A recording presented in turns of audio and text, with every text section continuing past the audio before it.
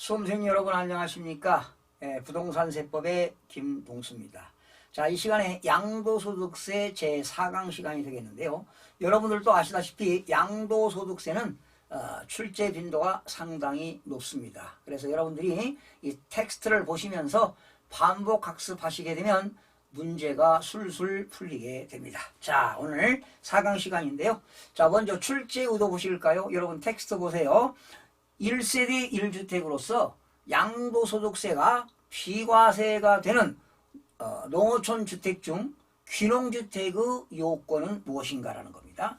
1세대 1주택의 양도소득세가 비과세가 적용되는 농어촌 주택 중 하나인 귀농주택의 요건입니다. 여러분, 이 농어촌 주택에는 세 가지가 있잖아요. 이 상속주택도 있고 이농주택도 있고 귀농주택이 있는데 이 귀농주택의 요건은 여러 가지가 있습니다. 이 귀농주택 살 때는 본적지, 즉 연고지에 소지할 것. 주로 연고지라고 하는 것은 이제 자기 고향 아니겠습니까? 고향주택, 본적지가 있는 곳이지요. 그리고 본적지가 아니더라도 자기가 고향이 아니더라도 5년 이상 거주한 사실이 있는 곳. 거기 나왔죠? 5년 이상 거주한 사실이 있는 곳. 5년 이상 거주한 사실이 있는 것도 연고지라고 볼 수가 있습니다. 제2의 고향이라고 보는 것이지요. 그리고 이 귀농주택은요, 고가주택에 해당하지 아니할 것입니다. 여러분, 고가주택은 소득세법상 고가주택은 실지 양도가액이 12억 원을 초과하는 주택이 되겠죠. 그리고 세 번째 대지면적입니다. 대지면적은 660제곱미터 이내일 것. 660제곱미터 이내일 것. 그리고 시골에 가서 귀농한 거니까 농지를 1000제곱미터 이상 소유해야 됩니다. 농지는 1000제곱미터 이상 소유해야 됩니다. 농지는 1000제곱미터 이상 소유. 그리고 귀농을 했으면은요, 반드시 귀농 후 3년 이상 영농에 종사해야 됩니다. 귀농 후에 3년 이상 영농에 종사해야 됩니다. 그리고 귀농한 후에 서울의 수도권에 있는 일반 주택은 귀농 후 5년 이내에 양도해야 됩니다. 일반 주택입니다. 일반 주택은 5년 이내에 양도하게 되면 비과세가 됩니다. 이런 건 참고로 알아두시고요. 나머지 요건들은 귀농주택의 요건이 되겠죠. 거기 해설 나왔습니다. 5년 이상 거주한 사실이 있는 곳, 고가주택에 해당하지 아니할 것, 대지면적이 660제곱미터 이내일 것, 그리고 1000제곱미터 이상의 농지를 소유해야 할 것, 그리고 귀농 후에는 귀농해서 3년 이상 영농에 종사할 것. 여섯 번째, 귀농 후에 취득 후 5년 이내 일반 주택을 양도하게 되면 비과세가 되겠습니다. 자, 텍스트 보시면서 반복 학습하시면 좋습니다. 다음 출제 의도입니다. 2년 이상 보유한 연립주택을, 여러분 연립주택은 공동주택이죠. 부동산 공법에서 주택법 배웠었습니다. 주택법에는 공동주택이라는 아파트, 연립주택, 다세대, 기숙사 같은 게 있잖아요. 그런데 이러한 연립주택을 재건축하기 위해서 재건축 조합을 결성했습니다. 그래서 주택을 철거했죠. 철거했으나 재건축 사업이 무산되었습니다. 그래서 나대지 상태로 양도하게 됐을 때 양도소득세는 어떻게 되느냐? 당연히 나대지 땅을 팔았기 때문에 양도소득세는 과세가 되겠습니다. 재건축이 무산되어 가지고 나대지 상태로 양도하게 되면 주택의 부속 토지가 아니므로 당연히 양도소득세는 과세가 됩니다. 예. 이해가 되셨죠? 재건축이 무산돼 가지고 연립주택을 철거했는데요, 무산돼 가지고 그냥 대지를 팔았습니다. 이때는 양도소득세 과세가 되겠습니다. 그래서 거기 해설, 재건축이 무산되어 나대지 상태로 양도하면 주택의 부속 토지가 아니므로 양도소득세는 과세된다. 다음 출제 의도입니다. 1세대가 양도일 현재 국내 1주택을 보유하는 경우로서 거주, 보유기간 모두 제한이 없는 경우입니다. 여러분, 조정 대상 지역에서는요, 1세대 1주택자가 비과세가 되기 위해서는 2년 이상 보유하고 2년 이상 거주해야 됩니다. 그러나 보유기간도 관계없고 거주기간도 관계없는데 비과세가 되는 경우는 이런 경우입니다. 해설 보실까요? 주택 및 부속토지 전부 또는 일부가 공익사업을 위한 토지 등의 취득 및 보상에 관한 법률에 따라서 협의매수 수용되는 경우입니다. 그 밖에 법률에 의하여 수용되는 경우. 여러분, 내가 1주택을 가지고 있는데 공익사업을 위한 토지 등의 취득 및 보상에 관한 법률에 의해서 일부가 수용당했습니다. 이때는 제가 보유기간, 거주기간 관계없이 비과세가 됩니다. 그런데 일부만 수용당하고 나머지 수용당하지 않은 부속토지는 어떻게 되느냐? 잔존주택과 부속토지는 5년 이내 다시 양도해도 비과세가 된다는 것 알아두시기 바랍니다. 또 해외 이주법에 의해서요, 국외로 이주하는 경우가 있습니다. 또 1년 이상 해외에서 취업이 돼가지고 세대 전원이 출국하는 경우도 있습니다. 이때는 출국일로부터 해외 이주법에 의해서 출국일로부터 2년 이내에 양도하게 되면 비과세가 되겠습니다. 거기 보세요. 국외 이주 또는 1년 이상 계속하여 국외 거주를 필요로 하는 취약 또는 근무상의 형편으로 세대 전원이 출국하는 경우는 출국일로부터 2년 이내에 양도하는 경우 비과세가 되겠습니다. 자, 다음은 이제 소득세법에서 나오는 취득 및 양도 시기를 살펴보겠습니다. 여러분, 취득세에서는 지방세법이잖아요. 지방세법의 취득세의 취득 시기를 공부하잖아요. 보통 취득 시기는 언제입니까? 계약서상 잔금 지급일이지요. 그러나 오늘 배우는 양도소득세입니다. 소득세법에서 나오는 양도소득세는 취득 및 양도 시기입니다. 왜 이렇게 취득 및 양도 시기라고 하느냐? 보유기간 확인 때문에 그렇습니다. 보유기간 확인요? 여러분, 이 보유기간은 뭘로 확인합니까? 등기사항 전부 증명서로 확인합니다. 과거에 등기부 등본이죠. 등기사항 전부 증명서. 등기사항 전부 증명서에 의해서 보유기간을 확인하게 되는데요. 자, 그래서 양도소득세는 언제가 양도시기냐? 취득 및 양도시기를 말하는데요.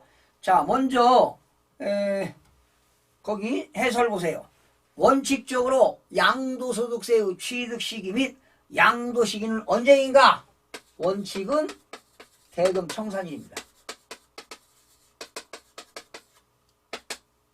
대금 청산이라는 것은 매도인 입장에서 대금을 받은 날이 되겠습니다. 그러나 밑에 출제의도 보세요. 대금 청산일이 불분명이다. 분명하지 않다. 대금 청산일이 분명하지 않을 때, 즉 대금 청산하기 전에 소유권 이전 등기했다면 언제인가? 당연히 소유권 이전 등기했으니까 등기 등록 접수일입니다. 대금 청산일이 분명하지 아니한 경우 또는 대금을 청산하기 전에 소유권 이전 등기했을 때의 양도 및 취득 시기는 언제이냐? 등기 등록 접수일입니다. 등기 등록 접수일 또는 명의가 바뀌었다. 명의 개서일이 되겠습니다. 명의 개서일. 등기 등록 접수일 또는 명의 개서일이 되겠고요. 다음 출제의도 보실까요? 장기 활부 매매의 경우 양도 및 취득 시기입니다. 이것도 시험에 잘 나옵니다. 장기 활부 매매의 경우입니다. 여기서 장기 활부는 1년 이상이 되겠는데요. 셋 중에 빠른 날입니다. 소유권 이전 등기 접수일, 소유권 이전 등기 접수일, 인도일, 사용수익일 중 빠른 날. 소유권 이전 등기 접수일, 인도일, 사용수익일 중 빠른 날이 취득시기입니다. 아주 시험에 잘 나옵니다. 그 다음에 환지받은 토지의 양도 및 취득시기입니다. 여러분, 환지.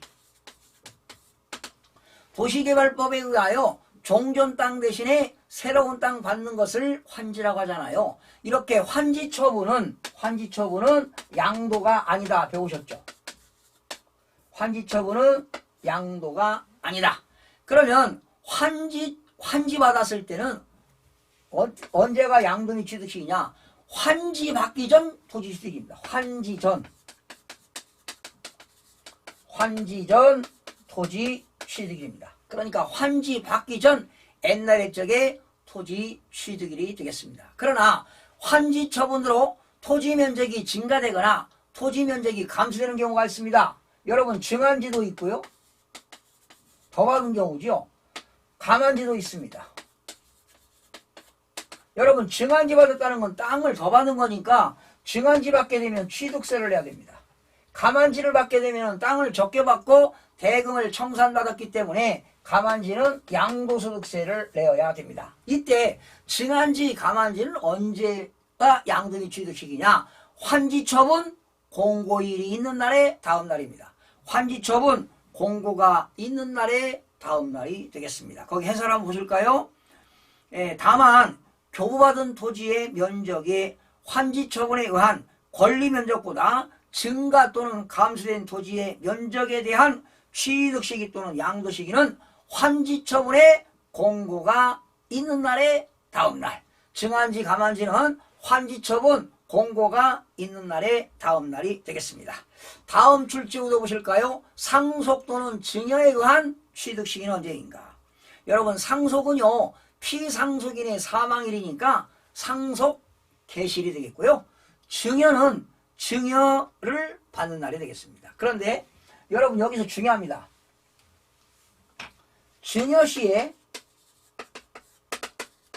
취득세는요, 언제가 취득식이냐? 증여 계약일입니다. 그런데 양도소득세는 증여를 받는 날, 증여 계약일, 취득세는 증여 계약일, 양도소득세는 증여를 받는 날이 되겠습니다. 증여를 받는 날이 되겠습니다. 그 다음에 출제 의도입니다. 자기가 건축한 건축물의 취득식입니다. 자기가 건축한 건축물은 원시취득이죠. 자기가 건축한 건축물의 취득시기는 원칙적으로 사용승인서 교부일입니다.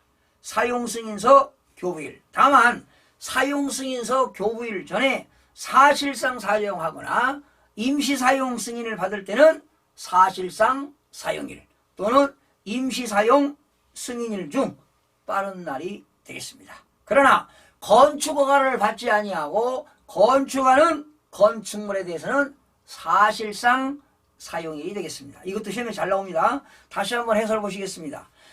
자가 건축 건축물의 취득식입니다. 자기가 건물을 직접 졌어요. 이때는 원시 취득인데 언제냐? 사용 승인서 교부일입니다.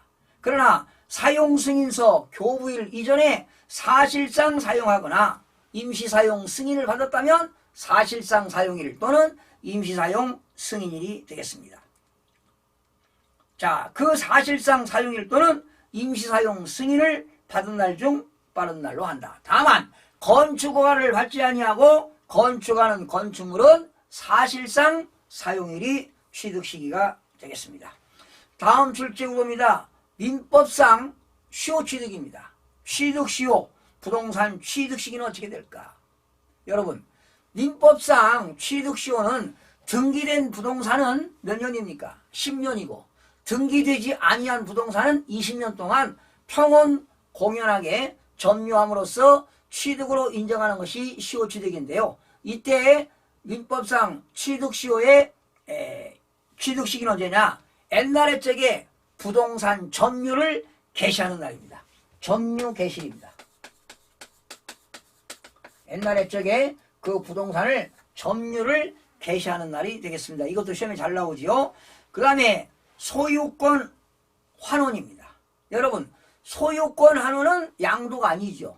내가 매매했던 부동산이 소유권이 넘어갔다가 소송이 돼가지고 법원으로부터 매매원인 무효 판결을 받아서 다시 소유권이 환원되는 경우는 양도가 아닌데요. 이렇게 소유권 환원의 양도 시기는 언제냐? 부동산 소유권이 타인에게 이전되었다가 법원의 무효 판결에 의하여 당해 자산의 소유권이 환원될 때는 옛날의 적에 그 자산의 당초 취득일이 되겠습니다. 예, 그 옛날에 쪽에 당초 자산의 취득일이 취득 시기가 되겠습니다. 그 다음에 줄제 우도입니다. 공익사업을 위하여 수용되는 경우입니다. 예, 여러분 공익사업입니다. 공익사업을 위한 토지 등의 취득 및 보상에 관한 법률에 의해서 협의 수용되는 경우 있어요. 공용 수용되는 경우 있는데 언제냐 이거는 대금을 청산하는 날 아니면 토지 수용일입니다. 수용 개시일 토지가 수용 개시하는 날 아니면 소유권 이전 등기 접수일 중 가장 빠른 날이 되겠습니다. 다시요. 이것도 시험에 잘 나옵니다. 수용되는 경우는 셋 중에 빠른 날입니다. 대금 청산일 아니면 수용 개시일 아니면 소유권 이전 등기 접수일 중 가장 빠른 날이 취득 시기가 되겠습니다. 양도 시기가 되겠어요. 그 다음에 양도한 자산의 취득 시기가 분명하지 않다. 자산을 양도했는데 양도한 자산의 취득 시기가 분명하지 아니할 때는 양도한 자산의 취득 시기가 분명하지 아니하는 경우에는 뭐냐? 먼저 취득한 자산을 먼저 양도하는 것으로 봅니다. 선입선출이죠. 먼저 들어온 게 먼저 양도하는 것으로 본다. 먼저 취득한 자산을 먼저 양도하는 것으로 본다. 다시 합니다. 양도한 자산의 취득 시기가 분명하지 아니할 때는 먼저 취득한 자산을 먼저 양도하는 것으로 본다. 그 다음에 소득세법에서는요. 취득 시기 의제가 나옵니다. 이것도 시험에 여러 번 나왔는데요.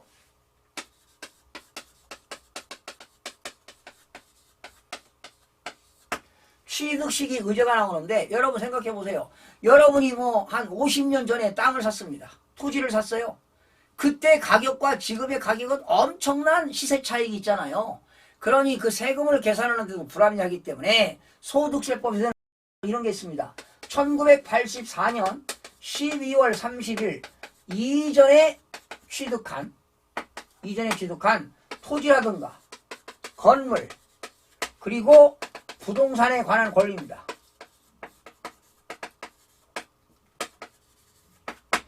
토지라든가 건물이라든가 부동산에 관한 권리 그리고 기타 자산입니다. 여러분 기타 자산은 네 가지가 있죠. 특자 들어가는 거. 이러한 것들은 1985년 1월 1일 날 취득하는 것으로 봅니다. 1984년 12월 30일 이전에 취득한 토지와 건물과 부동산에 관한 권리와 기타 자산은 85년 1월 1일 날 취득하는 것으로 본다. 그러니까 75년도에 샀던 78년도에 샀던 82년도에 샀던 85년 1월 1일 날 그 금액으로 계산해서 세금을 계산합니다. 양도 차익을. 그 다음에 1985년 12월 30일 이전에 취득한 주식 및 출자 지분입니다. 주식 및 출자 지분. 여기서 주식은 상장 주식이 되었던 비상장 주식이 되었던 이거는 1986년 1월 1일 날 취득으로 의지하게 됩니다. 연도 기억하시기 바랍니다.